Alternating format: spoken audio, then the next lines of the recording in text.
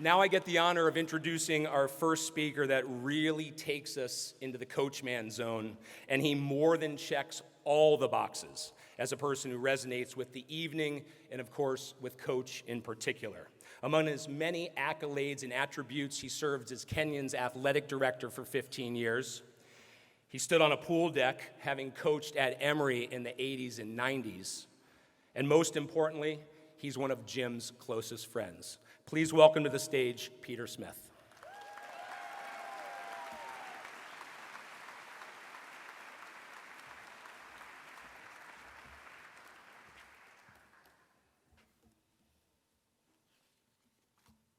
Thanks for that kind introduction, Craig. And to Jess Book, thank you for talking about coaches' statistics. I went for walks with him during COVID, and on the first mile, he looked at me and goes, "Hey, Pete, if we jog for the next 15 seconds, we can do a 4-minute, 4 miles per minute or something." He was crazy. You never know how strong you are until being strong is the only choice you have. That was Bob Marley.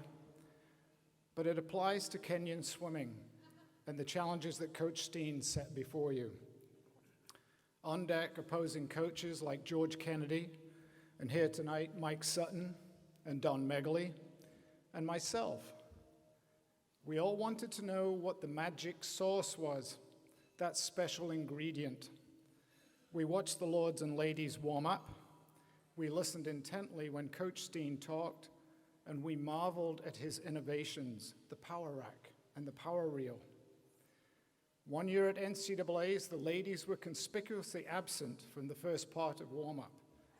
We thought Coach had adopted a new Eastern European technique. Swimming World had noted that a world record had been broken by a swimmer that did no swimming warm-up. So we thought you were back at the hotel doing all the stretching. When someone inquired, we found out, we asked Coach, and he said, "Oh no, we were just stuck in traffic." That's how much we hypothesized about Coach Steen and the lords and ladies. Coach Steen has given each of you here many gifts for your journey in life over the course of your careers. One of the many gifts for your journey has been surrounding you with great people. Again, at NCAA championships, we were watching the Kenyon ladies intently, and you filed into the pool, and behind you was this guy with a ponytail and a purple folding picnic table. And we're going, "What's this?" And we found out it's Dan Topman, your massage therapist. And as Mike Sutton told me the other day, that made it very hard for us because our swimmers wanted a massage therapist too. Coach Steen enlisted the best assistants, the best plans, the best organizers in and around the program. He's always willing to share new techniques and new ideas. On one Sunday afternoon, after the Saturday meet between Denison, Kenyon, and Emory, that did not go well for me. It was a tri-meet. I met Coach Steen in his Ernst office. He'd offered to explain his recruiting strategy, knowing that he would give it to me and then continue to outwork me and my colleagues. 2 hours of intent listening, and upon getting ready to leave, he slides something across the table wrapped in foil. "I brought you some carrot cake from the church potluck, and this is for your journey home." So Coach had looked beyond our conversation and considered my journey home. The carrot cake was the sweetest part of the weekend. So now to my time as the Kenyon athletic director. The Lowry Center offices have frosted glass, letting the light through. Occasionally, the entire light coming through my door would be completely blocked out. I always knew who was on the other side. A sharp knock, and before I could utter "come in," Coach Steen magically appeared in the middle of the office. "I just need 5 minutes of your time," he'd say. Roughly translated, that means he's going to take 30 minutes of your time. Or was it, "Hey, Coach Smith, I have this really neat idea, and I want to know what you think of it"?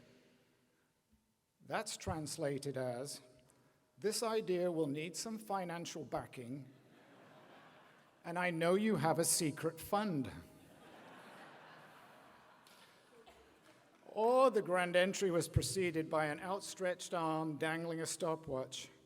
"Hey, Coach Smith, we're having a test set today, and I need some help on a couple of lanes," to which I was often tempted, packed up, and went down on deck to time a set.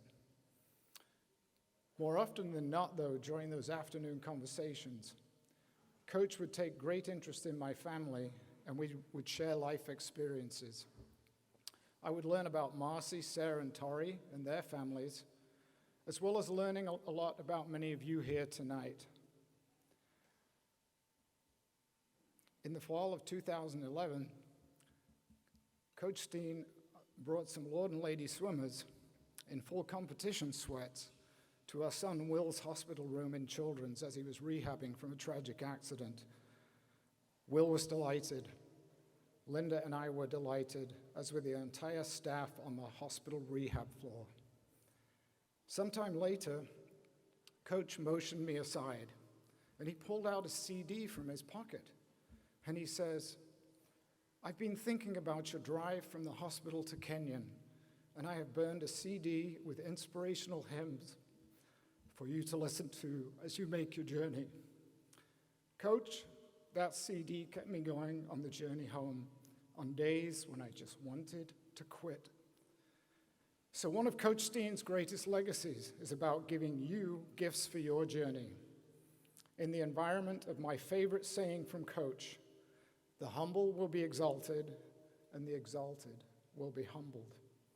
This is why each of you here has the special talents to make an exceptional contribution to your journey in life and to the lives of others. A huge thank you to your coach, James A. Steen. Coach, congratulations on your induction, and thank you from the heart.